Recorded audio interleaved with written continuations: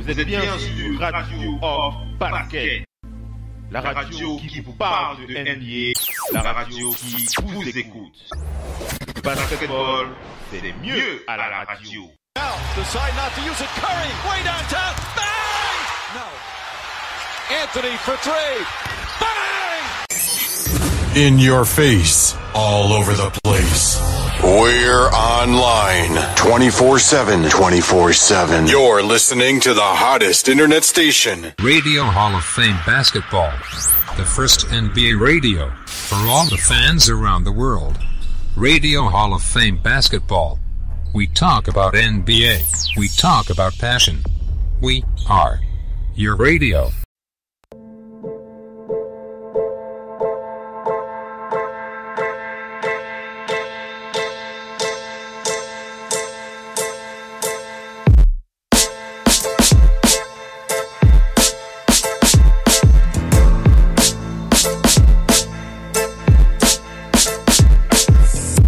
Allez, on enchaîne les amis avec la suite de l'émission. Alors, on était en train de discuter justement d'une info qu'on a eue pratiquement au même moment, Missy et moi. Alors, vas-y Missy, vas-y, fais-toi plaisir sur cette info qu'on partageait en off.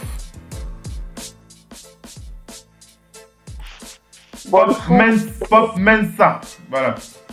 Ouais, Pop Mensa, bon tout. Il a été nommé GM de l'équipe de G-League des Wizards. Voilà. Donc, félicitations. Ça fait plaisir. Il faut toujours commencer quelque part et après gravir les échelons. Vous dire que vous allez au niveau supérieur sans être passé par les étages en dessous, c'est pas forcément possible. Donc, on lui souhaite de réussir. Hein. C'est ça la NBA. C'est clair. Pop Mensa Bonsu, on rappelle, hein, pour ceux qui ne le sauraient pas, que c'est un ex-joueur. Il a évolué, c'était chez les Hornets, non? C'était en 2006 qu'il avait été drafté. Pop Mensa, il avait joué pour les Nuggets de Denver. Il a aussi joué en Europe avec les Galatasaray. Il est du côté de Milan aussi, chez les Olympia Milan. Pop Mensa Bonsu, on rappelle qu'il est anglais, hein, une nationalité anglaise. Mais je ne sais pas de quelle origine il est d'ailleurs, Pop Mensa. C'est Sénégal? Je ne sais plus. Non, mais même ça, c'est ghanéen, ça. Ghanéen, le Ghana, d'accord. Donc voilà pour Même ça est un nom très répandu au Ghana. Le Ghana, d'accord. Donc voilà, hein, Pop Mensa Bonsu, qui a donc été nommé GM en NBA G-League du côté des Wizards. Chez les Capital City Go-Go, c'est comme ça que ça s'appelle cette équipe, hein, la New G-League. C'est une nouvelle équipe d'ailleurs, hein. C'est une nouvelle équipe de NBA G-League, il faut le préciser. Elle s'appelle The Capital City Go-Go. Voilà, c'est une nouvelle équipe qui a été rajoutée pour la NBA G-League sous les Wizards. Oui, les Wizards sont la 27e franchise à posséder une NBA G-League. Voilà. Donc c'est bien pour la nomination de ce monsieur, cet ex-joueur. Un assistant de Scott Brooks, qui est l'actuel coach des Wizards. Hein. Donc à mon avis, c'est un petit peu joué pour les recommandations. C'est aux États-Unis, ils favorisent pas les gens, ils ne prennent pas non plus les gens au hasard. Ils prennent les gens qui sont du milieu et qui ont la compétence pour. Bien sûr. Et on rappelle qu'il a aussi, en tant que head coach, hein, du côté de cette nouvelle équipe à la NBA G-League, il y aura Jarrell Christians. Jarrell Christians qui sera donc le head coach de cette équipe en NBA G-League sous les ordres de Pop Mensa Bonsu. Pop Mensa Bonsu. Donc voilà. On va enchaîner. Oui, vas-y. Il faut dire qu'aux États-Unis, toutes ces choses-là ont énormément progressé. Le nombre de Noirs dans l'encadrement des franchises en NBA a lui-même littéralement explosé et progressé. C'est très loin le temps où le temps où Bill Russell était l'unique coach noir en NBA. À l'époque, c'était une vraie révolution. Les choses ont beaucoup évolué.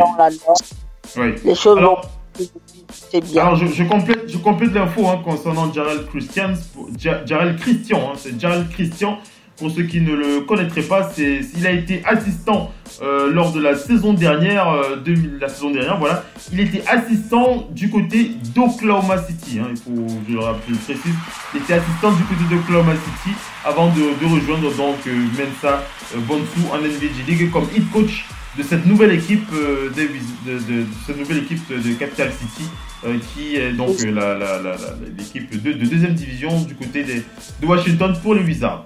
On enchaîne, on va aller du côté du Heat de Miami pour parler de la signature du meneur Malik Newman.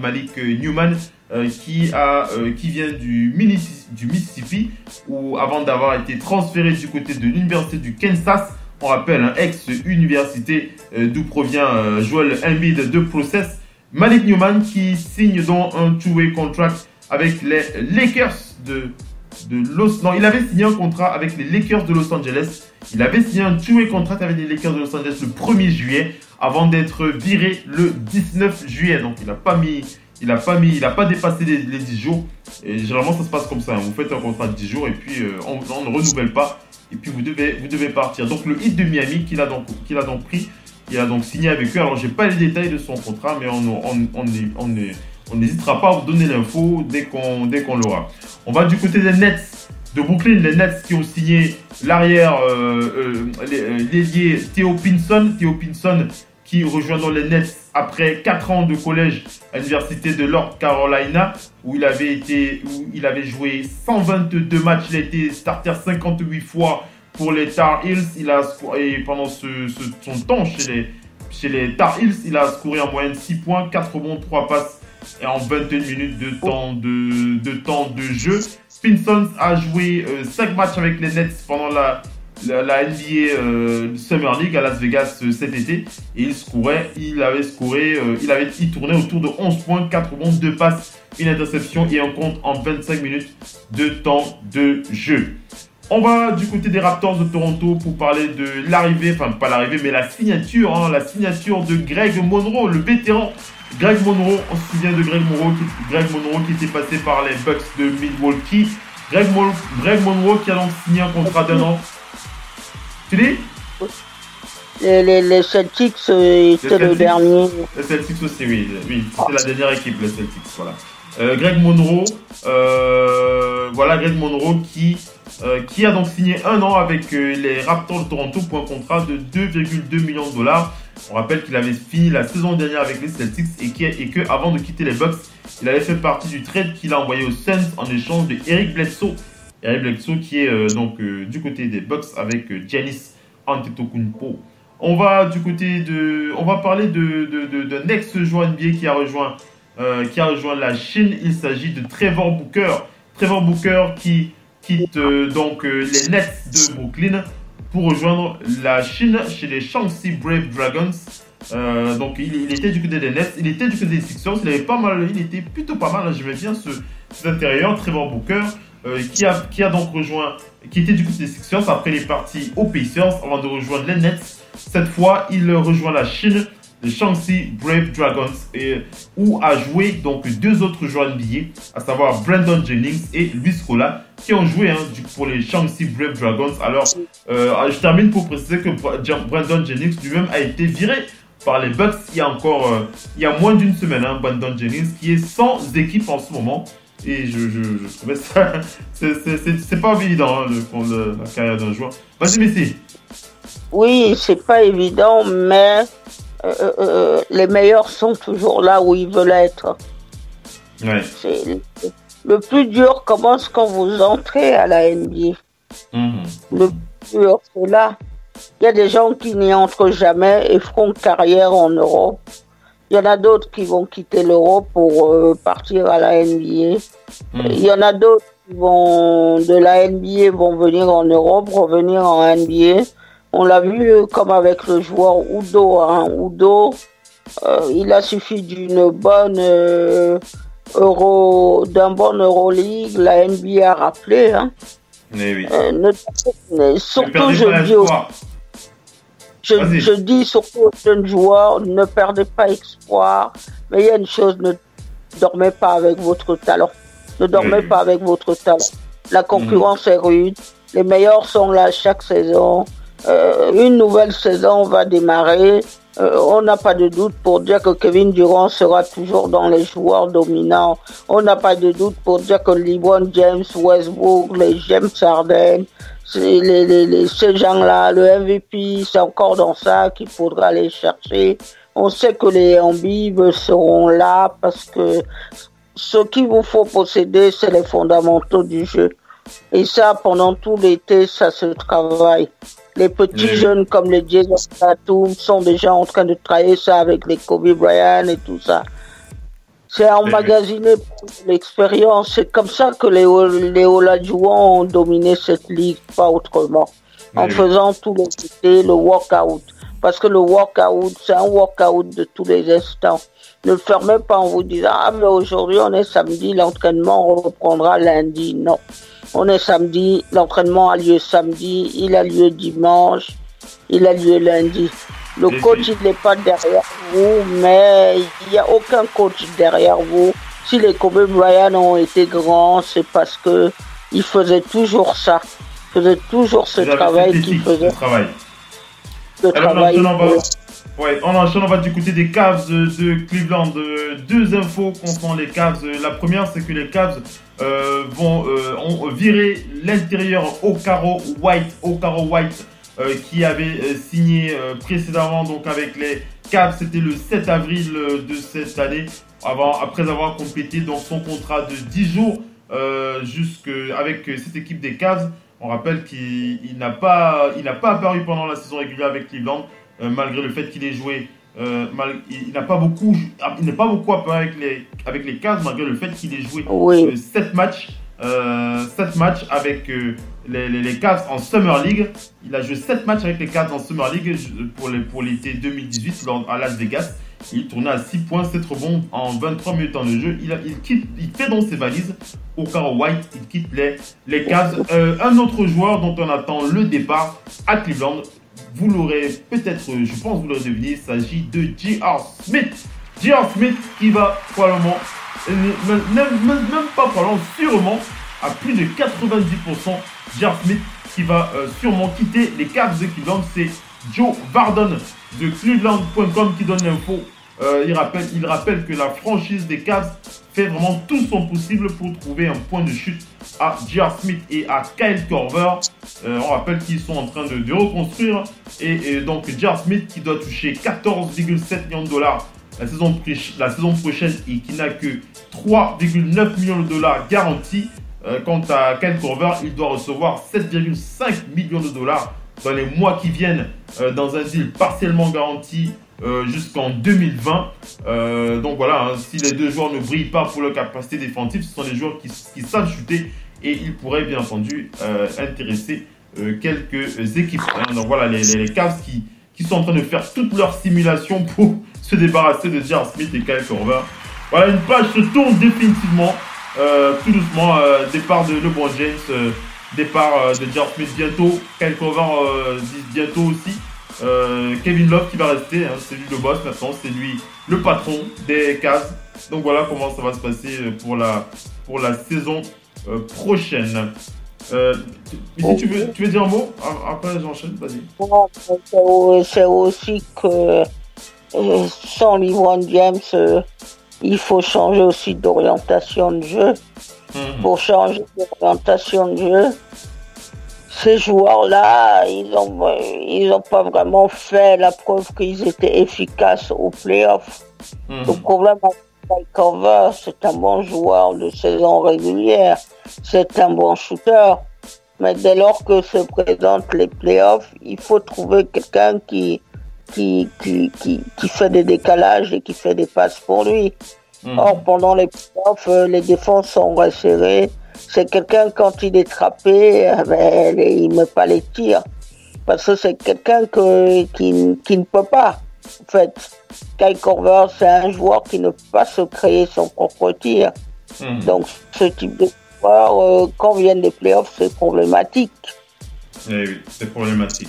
Allez, on enchaîne, on va du côté des Pelicans. On va du côté des Pelicans pour parler d'une info qui, moi, me fait plaisir. Il s'agit de Jahlil Okafor. Jahlil Okafor, ça fait un moment qu'on n'avait pas entendu parler de ce pivot pétri de talent, mais qui, malheureusement, a une carrière en demi-teinte suite à ses problèmes avec ses problèmes relationnels avec les équipes pour lesquelles qu'il a pu rencontrer. On se rappelle de cette situation dramatique qui l'empêchait de jouer aux Sixers de Philadelphie. Jahlil Okafor qui est en discussion avec les Pelicans. Il va participer à un training camp avec les Pelicans et pourquoi pas Scott Kushner qui précise que Jahlil Okafor pourrait jouer avec les Pelicans. Voilà, je crois qu'il va prendre la chance qui lui est offerte. Et je pense vraiment que ce serait vraiment dommage de ne pas avoir un intérieur aussi talentueux, même malheureusement qui a eu ses soucis par le passé. Pour l'instant, rien n'est formalisé, mais voilà les deux parties qui sont bien d'accord pour l'intégrer pour un training camp pour Jahlil Okafor. Et il a fait une bonne année de rookie. Hein. Bien sûr. Il n'était pas mauvais. Il n'était pas mauvais du tout. Mais non, c'est que les Sixers n'ont jamais compté sur lui. Et puis, il faut quand même le dire, Jahlil Okafor était quand même chez les juniors à Team USA. Il faisait partie des meilleurs. Des meilleurs jeunes joueurs des États-Unis en compagnie de Justice, Winslow et tout ça. Tous ces joueurs-là, ils étaient à Team US. Ils avaient même été, je crois, champions du monde avec Team US. Ça veut bien dire qu'au bout d'un moment, vous avez beau avoir le talent, votre jeu doit progresser. Quand vous êtes sur un terrain, votre nonchalance doit disparaître. On regarde pas le problème, il partit du fait aussi qu'il n'est pas un pivot moderne. Pivot moderne, c'est quelqu'un qui doit savoir tout faire. Quand vous regardez les joueurs comme Joel Embiid et consorts, il n'y a pas photo avec Jahlil Okafor. Oui. Vas-y, après j'enchaîne. Non, il n'y a pas photo, mais maintenant, c'est à lui de se dire, les chances ne sont pas multiples, je vais essayer de trouver ma place dans un collectif, de montrer vraiment ce que je vaux. Je ne crois à moi, pour ma part, que le talent ne disparaît jamais vraiment. Il a besoin de réveiller, mais pour réveiller votre talent, il faut vous faire violence. Si vous faites violence, votre talent, il dort. Allez, j'enchaîne avec les news. On va parler de cet ex-shooter, je dis bien shooter, puisqu'il s'est fait beaucoup apprécier par cette particularité de son jeu. Mais ici, tu vas savoir de qui je parle. Il s'agit de Sasha Vujacic. Sasha Vujacic, tu te souviens de Sasha Vujacic aux Lakers, Missy? Sasha Vujacic, Missy, allô? Oui. Tu te souviens de Sasha Vujacic? Oui. Avec Kobe et tout ça. Sasha Vujacic, le Slovène qui est donc en Europe, il a joué en Italie et il a même gagné la Coupe d'Italie avec son équipe. Alors j'ai pas le nom de l'équipe. Alors voilà, c'était la Fiat Torino. Voilà, il a joué avec Fiat Torino Basketball en Italie, Sasha Vujacic, et il souhaite revenir en NBA. Il a déclaré dans les médias qu'il ne sait pas dans quelle équipe il jouera la saison prochaine, mais honnêtement, il a dit honnêtement, je suis impatient de revenir en NBA. Sasha Vujacic qui souhaite revenir dans la grande ligue. Voilà, on rappelle qu'il était donc du côté de Fiat Torino, du côté de l'Italie, Sasha Vujacic. On va aller du côté des Rockets de Houston pour parler de ce beau geste de Chris Paul. Chris Paul qui a offert 2,5 millions de dollars à son ex-université Wake Forest pour voilà, une belle donation comme ça de Chris Paul pour Wake Forest. Ça fait plaisir. Et on va enchaîner rapidement dans la dernière partie de cette émission. On va attaquer le dossier Celtics avec Missy. On va parler de la rencontre de Kobe Bryant et Jason Tatum. Et bien entendu, les déclarations de Brad Stevens qui s'est exprimé sur la fin de saison des Celtics de Boston. C'est avec Missy. C'est dans quelques instants. On s'est bien connecté. À tout de suite.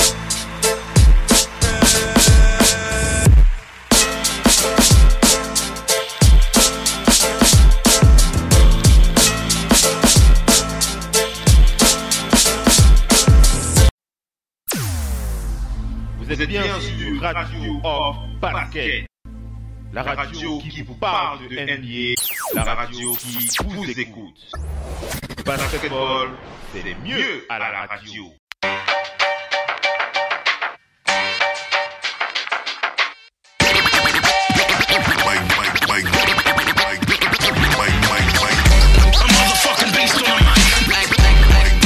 Allez, on enchaîne avec la suite de ce talk show, mesdames et messieurs. On rentre dans le dossier des Celtics de Boston ce soir. Dans le Big NBA Show, on commence d'abord par la rencontre, la merveilleuse rencontre de ce merveilleux walkout.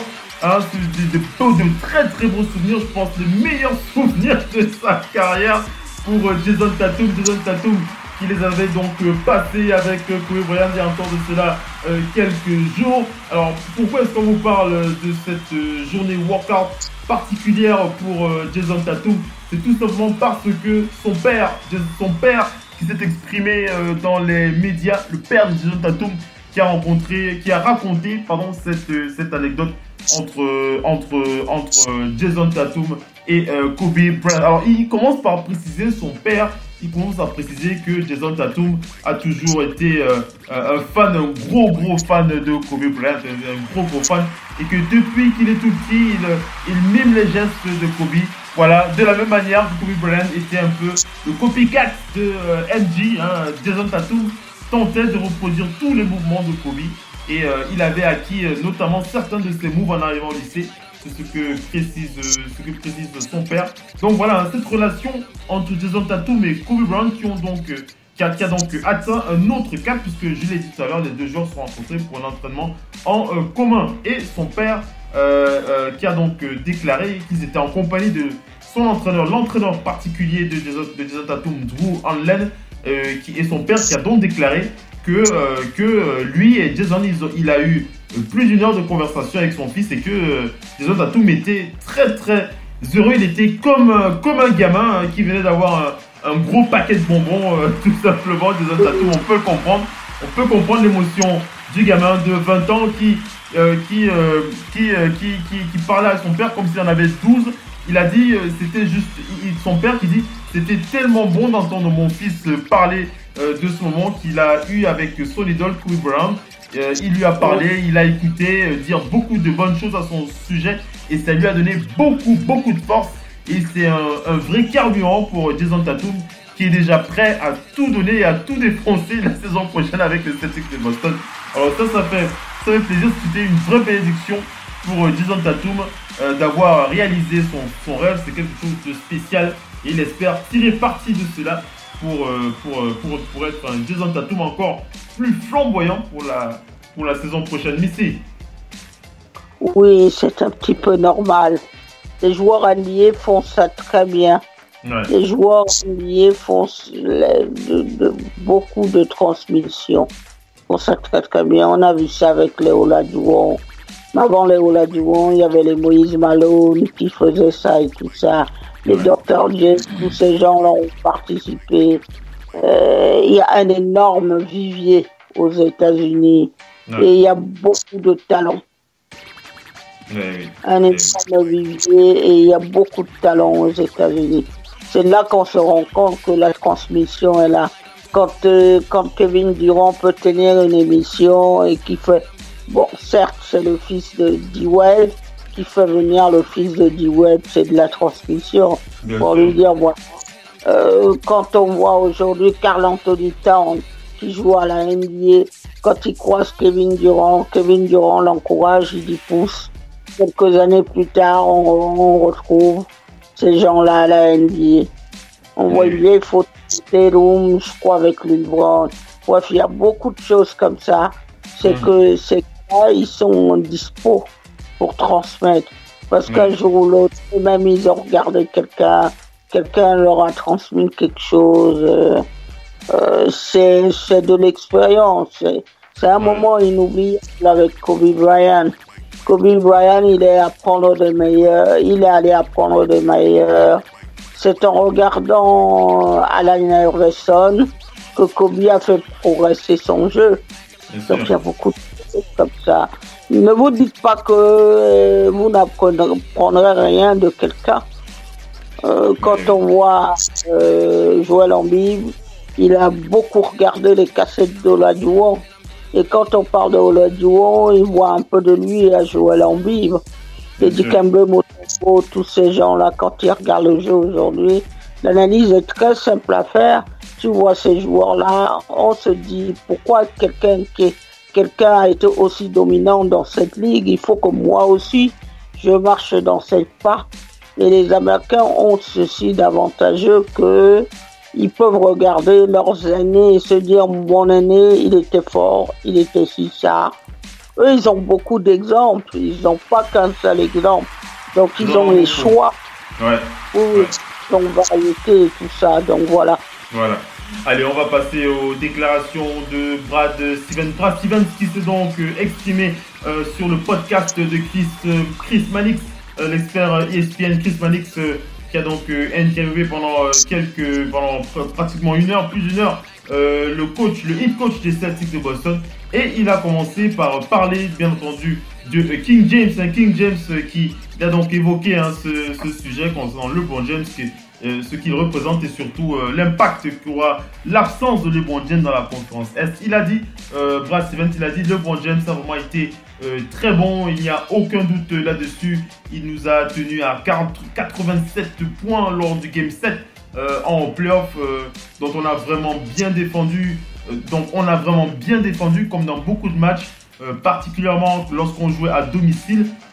Les 2 points qui ressortent de mon analyse, c'est de ne pas avoir saisi la chance que nous avions eue au Game 7 et notre manque de victoire à l'extérieur sur l'ensemble des playoffs. On a vraiment pêché à ce niveau et on a passé beaucoup de temps à y réfléchir et à parler entre nous pour voir comment est-ce qu'on allait tirer des enseignements de cette expérience, car même si cette campagne était une belle campagne, on a quand même gardé un goût amer qui nous est resté dans la bouche, puisque on le sait, on connaît le résultat qu'il y a eu par la suite. Pour ce qui est de la free agency, concernant le départ de LeBron James, je n'ai pas vraiment disséqué ni réagi sur cette affaire. Il a vraiment été exceptionnel durant toute sa carrière dans cette conférence Est, que ce soit à Cleveland, que ce soit à Miami, et même lorsqu'il est revenu aux Cavs. Les 8 finales d'affilée de LeBron James resteront toujours comme l'une des performances les plus remarquables de l'histoire de la NBA. C'est quelque chose qu'on ne pourra jamais lui retirer. Je suis sûr qu'il continuera à donner le meilleur de lui-même aux Lakers, mais en même temps, on ne peut pas forcément se positionner en fonction de ses adversaires des adversaires qui sont dans notre conférence, mais on se concentre surtout sur notre façon de jouer. C'est sur ça qu'on veut progresser. On veut progresser dans tous les secteurs et on doit le faire particulièrement au niveau défensif, dans lequel on a fini par craquer. L'autre clé sur laquelle il a voulu s'exprimer, c'est notamment aussi en attaque, Brad Stevens, puisqu'il a dit, si on regarde au point de vue statistique comment notre équipe a évolué, on n'a pas été suffisamment bon en attaque. Il précise bien, on n'a pas été suffisamment bon en attaque pour nous comparer aux autres équipes qui ont été championnes par le passé. Défensivement, on a plutôt été pas mal comparé au reste de la ligue. Et quand on est arrivé en playoff, on a fait beaucoup de bonnes choses. Le challenge pour nous, pour avoir été dans des équipes qui étaient au top l'année précédente et qui se sont effondrées au début de la saison suivante, c'est de revenir en se disant qu'on va tout faire pour reproduire les mêmes efforts sur les mêmes détails et qu'on ne zappera aucune étape. On ne se prépare pas pour le mois d'avril, le jour du 26 septembre. L'objectif est d'être meilleur le 27. Il faut être capable de se replonger dans cette approche au jour le jour, tout en y prenant du plaisir. Et c'est comme ça qu'on va s'améliorer. Alors, deux derniers éléments qu'on a partagés avec lui. lorsqu'il a dit notamment lorsqu'il s'agissait de parler du chemin qu'avait l'expérience qu'avait vécu Aaron Baines lorsqu'il était aux Spurs. Il a dit quand tu gagnes à ce haut niveau, notamment à Cleveland, à San Antonio, tu ne t'attends jamais à ce que ça s'arrête. J'ai eu la chance de vivre ça lorsque j'étais à la fac et maintenant que je suis avec les pros, je crois que tout le monde ressent ce goût amer de la défaite. Et je pense que Aaron Baines l'a très bien exprimé le lendemain de notre team meeting où il a expliqué que notre défaite lui rappelait son époque lorsqu'il était aux Spurs de San Antonio. On se rappelle que c'était lorsque le Heat de Miami avait donc battu les Spurs. Et puis l'année suivante, les Spurs ont remporté le titre. C'était en 2014. Et il dit on verra l'été prochain pour voir à quel point notre propre expérience nous aura inspiré. Concernant Kyrie Irving et Gordon Hayward, on lui a posé la question concernant les deux joueurs clés de son effectif. Il a dit Kyrie Irving et Gordon Hayward sont en forme.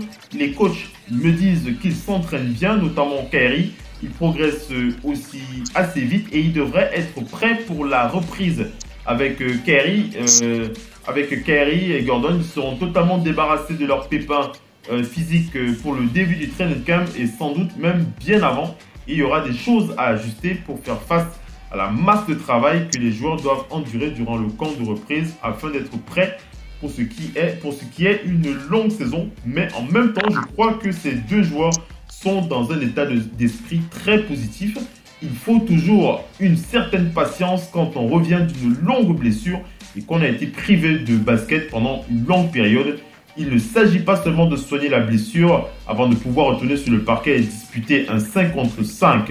Bien sûr, on va ajouter deux très bons attaquants qui vont nous aider à masquer certaines de nos lacunes, mais je pense que les avoir avec nous tout au long de cette saison va être très bénéfique, très bénéfique.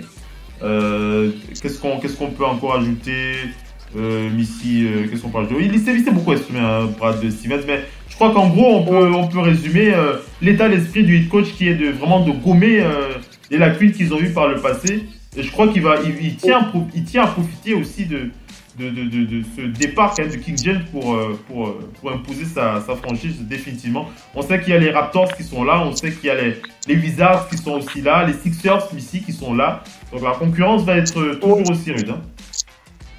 La concurrence va être toujours aussi rude, mais on sait que le dernier titre des Celtics c'était en 2008. Ce fabuleux titre avec ce sixième match sur les Lakers où les Celtics avaient explosé tous les compteurs. Je crois qu'ils avaient marqué entre 132 ou 136 points, je sais plus, un des deux chiffres. Mais ils avaient depuis, et les Celtics ont toujours traversé les années et connu quelques pépins. Les Celtics, c'est une franchise mythique.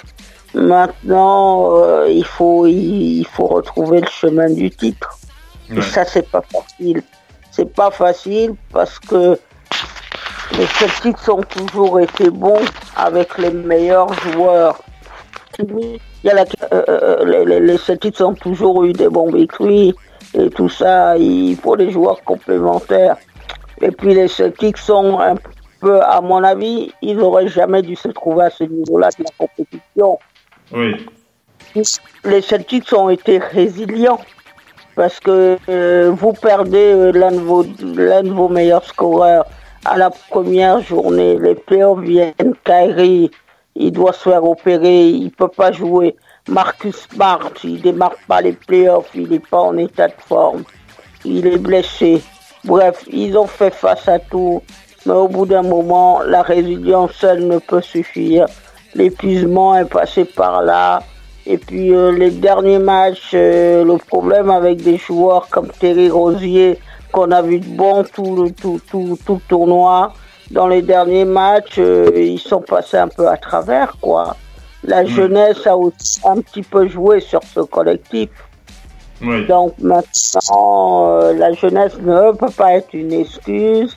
On notera la belle saison de Tatum qui a été bon pendant tous ces playoffs.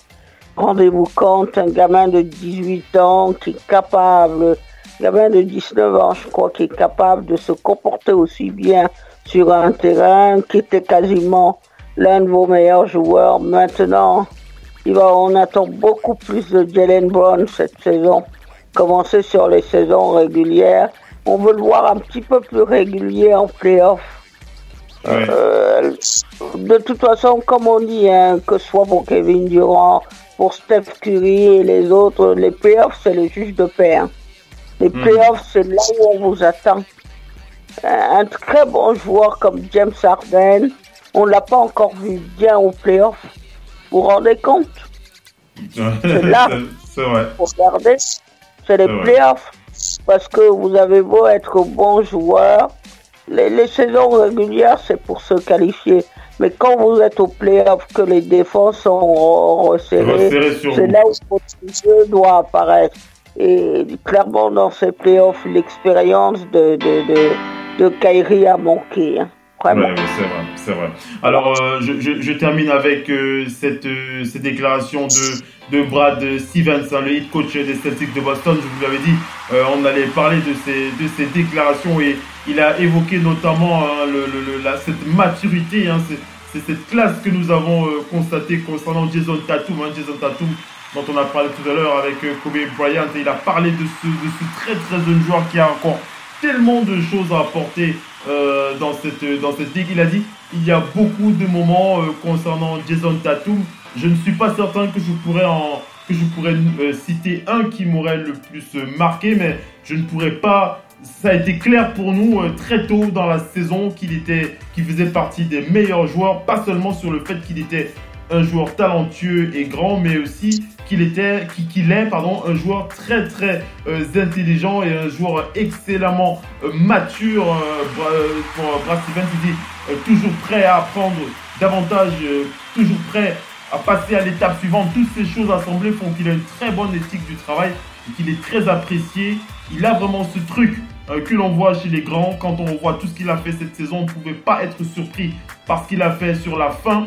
Il est encore très jeune, il a déjà expérimenté beaucoup de choses et le challenge pour lui, c'est évidemment de s'inspirer de ça pour continuer à être encore plus fort. Donc, je pense que Jason Tatum, on va encore en parler. Le joueur a vraiment quelque chose. Il a un truc, comme le dit Brad Stevens. Et concernant lui-même, concernant sa façon de se réinventer, on n'oublie pas de le préciser, Brad Stevens qui est quand même l'un, si ce n'est le meilleur head coach de cette ligue. Hein. On va pas parler de Greg Popovich, hein. C'est pas le lieu aujourd'hui de comparer les deux cerveaux, mais Brad Stevens qui a quand même démontré pendant les 3 ou 4 dernières années qu'il fait partie des Mozart de ce jeu en termes de head coach. Il a déclaré, Brad Stevens, il a dit moi je fais beaucoup de choses pour m'améliorer, j'essaie de piquer des idées à gauche et à droite de la part des cerveaux de l'histoire de ce sport. Je respecte vraiment ce qu'ils ont fait, que ce soit à l'intérieur ou que ce soit en dehors du basket. J'essaie de passer beaucoup de temps avec des gens différents. Je lis beaucoup de livres qui me donnent l'impression de m'aider à grandir en tant que personne afin de mieux me préparer chaque jour et d'améliorer mon rôle saison après saison. Et avant tout, j'essaye d'être une meilleure personne sur le plan général. J'aime beaucoup ce genre de déclaration de Brad Stevens, un homme très très intéressant à écouter, Missy.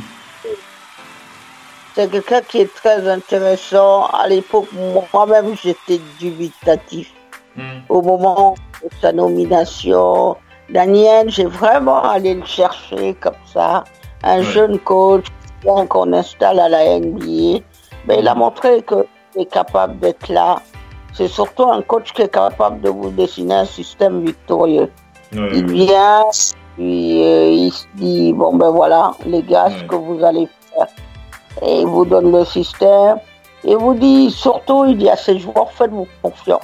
N'ayez pas peur de donner la balle à votre coéquipier. Faites en sorte que votre coéquipier, mettez-le toujours dans les meilleures conditions pour que le tir rentre. Pour que l'équipe gagne. Ces joueurs, pour que vous soyez en capacité de gagner. Et puis, il est énormément fédérateur au niveau de ses joueurs. Même un joueur comme Kyrie Irving a énormément appris cette saison. Eh oui. Brad Stevens. Vas-y, conclue, après j'enchaîne. Vas-y. Juste une chose, c'est un coach qui est là, mais qui n'hésite pas à prendre des meilleurs. Même en NCAA, on le connaissait à Butler pour être le coach qui faisait toujours bien travailler ses équipes. Hein. C'est un très bon coach universitaire. C'est surtout quelqu'un qui est très pédagogue. Et la pédagogie, il y a besoin. Même quand on dit c'est des joueurs qui n'ont rien à apprendre véritablement, mais si on a toujours quelque chose à apprendre. On a toujours quelque chose, un aspect du jeu dans lequel on doit progresser.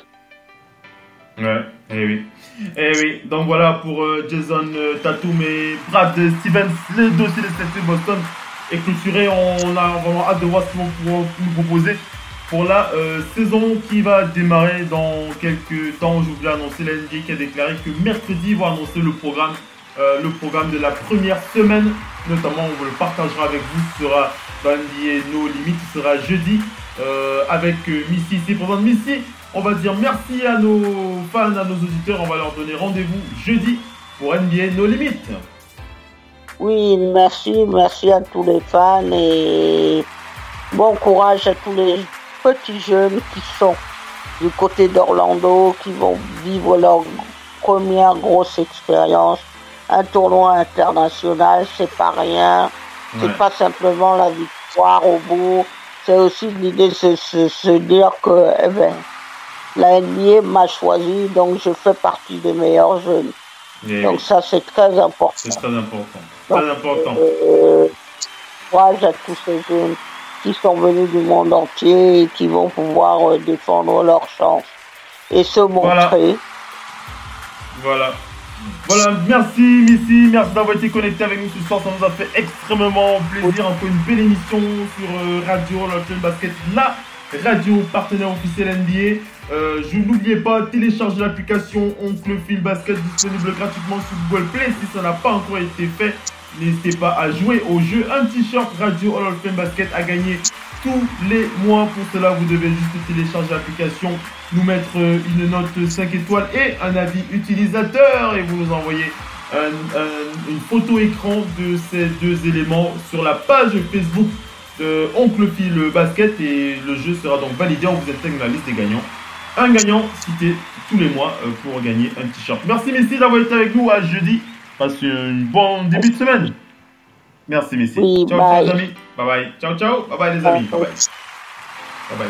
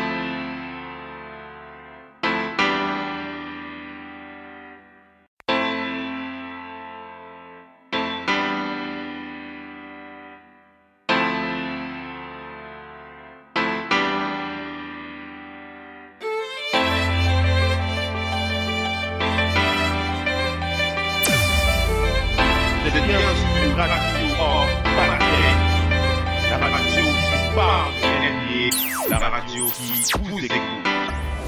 Basketball, c'est mieux à la radio.